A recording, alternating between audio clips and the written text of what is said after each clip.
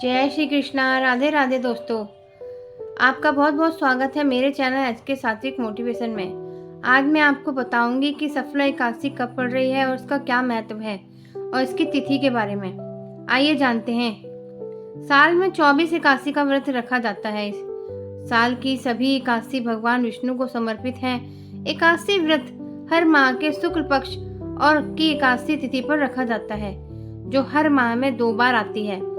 मान्यताओं के अनुसार सभी एकादशी अपना विशेष महत्व रखती हैं, परंतु सफला को प्रमुख माना गया है।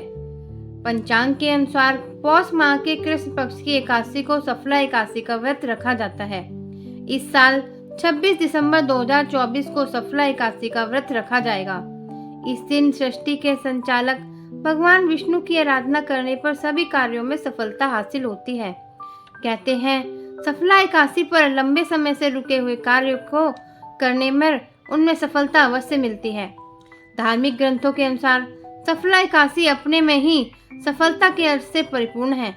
इस तिथि पर भगवान विष्णु और माता लक्ष्मी की उपासना करने से साधक को हर क्षेत्र में सफलता प्राप्त होती है। 2024 में सफला एकादशी की तिथि इस प्रकार है। पौष माह के कृष्ण पक्ष की एकादशी तिथि की शुरुआत 25 दिसंबर 2024 को रात 10:29 पर होगी। इस तिथि का समापन 27 दिसंबर को रात 12:43 पर होगा। उदया तिथि के अनुसार 26 दिसंबर 2024 को सफला एकादशी का व्रत रखा जाएगा। इस समय कुछ शुभ योग भी बन रहे हैं। इस तिथि पर पंचांग के अनुसार 26 दिसंबर 2024 को सफला एकादशी के दिन सुकर्मा योग का निर्माण हो रहा है, जो रात 10:23 पर समाप्त होगा। सफला एकादशी पर स्वाति नक्षत्र भी बनेगा, जो 6:09 पर तक रहेगा।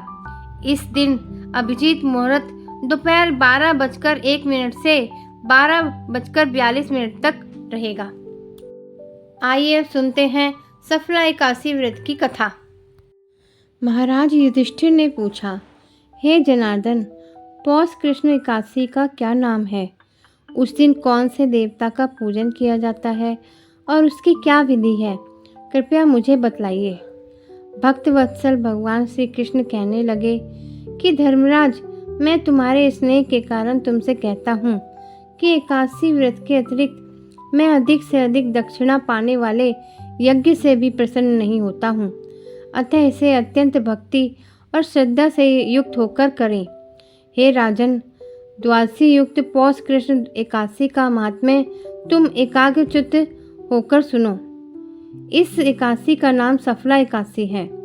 इस एकादशी के देवता श्री नारायण हैं। विधि पूर्वक इस व्रत को करना चाहिए। जिस प्रकार नागों में शेषनाग, पक्षियों में गरुण, सब ग्रहों में चंद्रमा और यज्ञों के अश्वमेघ और देवताओं में भगवान विष्णु श्रेष्ठ हैं, उसी तरह सब व्रतों में एकादशी का व्रत श्रेष्ठ है। जो मनुष्य सदैव एकादशी का व्रत करते हैं वे मुझे परम प्रिय हैं। अब इस व्रत की विधि कहता हूँ। मेरी पूजा के लिए ऋतु के अनुकूल फल, नैवेद्य आदि 16 वस्तुओं का संग्रह करें। इस सामग्री से मेरी पूजा करने के बाद रात्रि जागरण करें। इस एकादशी के व्रत के समान यज्ञ, तीर्थ, दान, तप तथा और कोई दूसरा व्रत नहीं है। 5000 वर्ष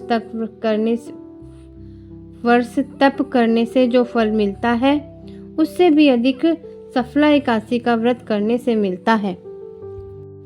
आइए सुनते हैं सफला एकादशी की शुभकारिणी कथा।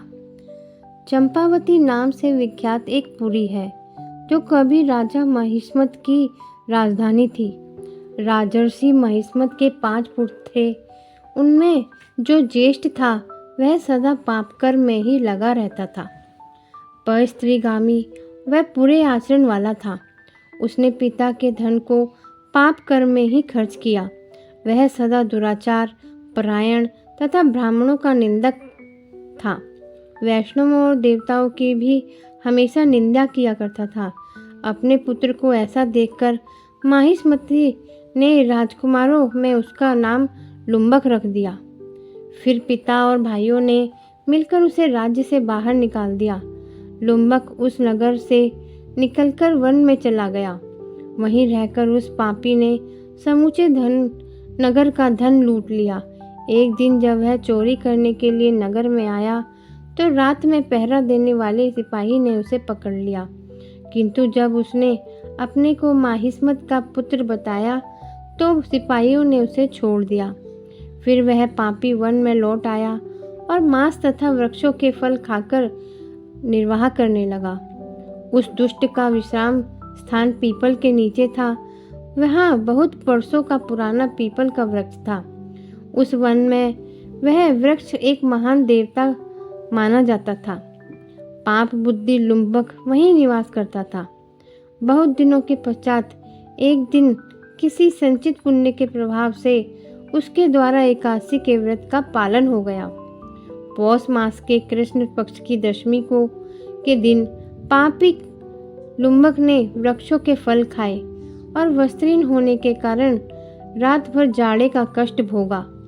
उस समय न तो उसे नींद आई और न ही आराम ही मिला। वह निस्माण सा हो गया। सूर्योदय होने पर भी उस पापी को होश नहीं हुआ। सफला एकादशी के दिन भी लुम्बक बेहोश पड़ा रहा। दोपहर होने पर उसे चेतना प्राप्त हुई।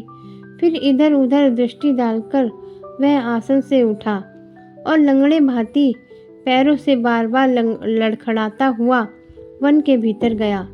वह भूख से दुर्बल और पीड़ित हो रहा था। राजन, उस समय लुम्बक बहुत से फल लेकर ज्यों ही विश्राम स्थान पर लौटा त्यों ही सूर्यदेव अस्त हो गए। तब उसने वृक्ष की जड़ में बहुत से फल और चुने और निवेदन करते हुए कहा, इन फलों से लक्ष्मीपति भगवान विष्णु संतुष्ट हों। यूँ कहकर लुम्बक ने रात भर नींद भी नहीं ली। इस प्रकार अनायास ही उसने इस व्रत का पालन कर लिया। उस समय सहसा आकाशवाणी हुई, राजकुमार, तुम सफला एकादशी के प्रसाद से राज्य और पुत्र प्राप्त करोगे। बहुत अच्छा कहकर उसने यह वरदान स्वीकार किया।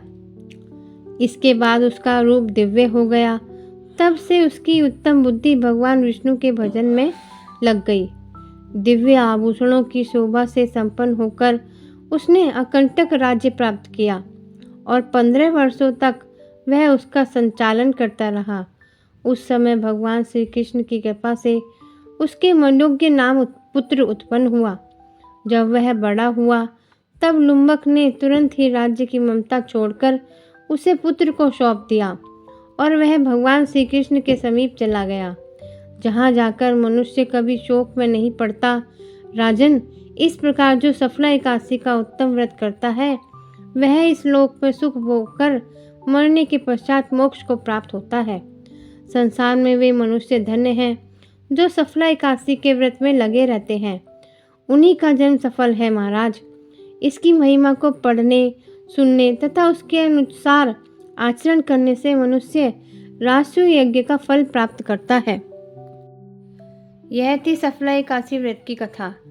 अगर आप मेरे चैनल पर नए हैं तो आप मेरे चैनल एचके सात्विक मोटिवेशन को सब्सक्राइब जरूर करें, ताकि आपको मेरी आने वाली सभी वीडियो के बारे में सबसे पहले जानकारी मिल सके। इसी के साथ मिलते हैं अगली वीडियो में। जय श्री कृष्णा, राधे राधे।